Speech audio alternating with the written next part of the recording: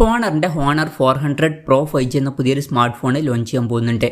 ഈ ഒരു ഫോണിൻ്റെ ഫീച്ചേഴ്സിനെ പറ്റിയിട്ടുള്ള പല കാര്യങ്ങളും ഇപ്പം അറിയാൻ കഴിഞ്ഞിട്ടുണ്ട്. ഈ ഒരു വീഡിയോയിൽ നമ്മൾ നോക്കാൻ പോകുന്നത് ഹോണർ 400 Pro 5G എന്ന സ്മാർട്ട് ഫോണിനെ പറ്റിയിട്ടാണ്.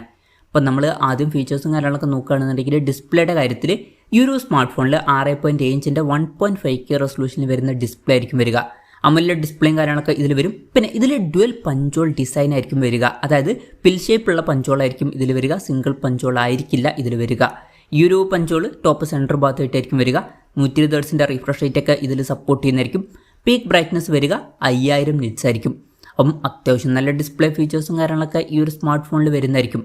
പിന്നെ in display finger print sensor ഈ ഫോണിൽ വരും. ഫോണിൻ്റെ വെയിറ്റ് വരിക ഏകദേശം 205 ഗ്രാം ആയിരിക്കും. തിക്നെസ് വരിക 8.1 mm ആയിരിക്കും. പിന്നെ IP6869 റേറ്റിംഗ് ഇതിൽ സപ്പോർട്ട് ചെയ്യും. അപ്പം അത്യാവശ്യം നല്ലൊരു IP റേറ്റിംഗ് ഇതിൽ സപ്പോർട്ട് ചെയ്യുന്നതായിരിക്കും. അതുപോലെ തന്നെ SGSൻ്റെ 5 സ്റ്റാർ ഡ്രോപ്പ് റെസിസ്റ്റൻസും കാര്യങ്ങളൊക്കെ ഈ ഫോണിൽ വരുന്നതായിരിക്കും. അപ്പം അത്യാവശ്യം നല്ല സ്ട്രോങ് ആയിട്ടുള്ള ഒരു സ്മാർട്ട് ഫോൺ ആയിരിക്കും ഇത്. ഇനി പ്രോസസ്സറിൻ്റെ കാര്യം പറയുകയാണെന്നുണ്ടെങ്കിൽ സ്നാപ്ഡ്രാഗൺ 8 Gen 3 എന്ന പ്രോസസ്സറുമായിട്ടായിരിക്കും ഈ ഒരു സ്മാർട്ട് ഫോൺ വരിക. ഈ ഒരു പ്രോസസ്സർ എന്ന് പറയുന്നത് ഏറ്റവും ലേറ്റസ്റ്റ് ആയിട്ടുള്ള ഫ്ലാഗ്ഷിപ്പ് പ്രോസസ്സറൊന്നുമല്ല, എന്നാലും തൊട്ട് മുമ്പുള്ള ഫ്ലാഗ്ഷിപ്പ് പ്രോസസ്സറാണ്. അപ്പം അത്യാവശ്യം നല്ല പെർഫോമൻസ് ഒക്കെ അതിലും ലഭിക്കേണ്ടതാണ്. പിന്നെ 5G സപ്പോർട്ടും കാര്യങ്ങളൊക്കെ ഈ ഫോണിൽ വരുന്നതായിരിക്കും. NFC-യുടെ സപ്പോർട്ട് ഇതിൽ വരും. പിന്നെ സ്റ്റീരിയോ സ്പീക്കേഴ്സൊക്കെ ഈ ഫോണിൽ വരുന്നതായിരിക്കും. Android 15 ബേസ് ആയിട്ടുള്ള മാജിക് OS സോഫ്റ്റ്വെയർ ആയിരിക്കും ഈ ഫോണിൽ വരിക. ക്യാമറയുടെ കാര്യത്തിലോട്ട് വരികയാണെന്നുണ്ടെങ്കിൽ ഫോണിൻ്റെ പിന്നിൽ ട്രിപ്പിൾ ക്യാമറ സെറ്റപ്പ് വരുന്നതായിരിക്കും. 200 MP മെയിൻ ക്യാമറ സെൻസർ ഇതിൽ വരും. OS-ൻ്റെ സപ്പോർട്ട് വരുന്നതായിരിക്കും. പിന്നെ 12 MP ultra wide angle lens വരുന്നതായിരിക്കും. അത് കൂടാതെ 50 MP ഒരു ടെലിഫോട്ടോ ലെൻസും ഇതിൽ വരുന്നതായിരിക്കും. ഇതിൽ OS-ൻ്റെ സപ്പോർട്ടൊക്കെ വരുന്നതായിരിക്കും. പിന്നെ ഫ്രണ്ടിൽ 50 MP സെൽഫി ക്യാമറയും വരും. അപ്പം അത്യാവശ്യം തിരക്കുകളില്ലാത്ത നല്ലൊരു ഓൺ പേപ്പർ ക്യാമറ സ്പെസിഫിക്കേഷനൊക്കെ ഇതിൽ വരുന്നതായിരിക്കും. ബാറ്ററിയുടെ കാര്യത്തിൽ 5300 mAh ബാറ്ററി ആയിരിക്കും ഇതിൽ വരിക.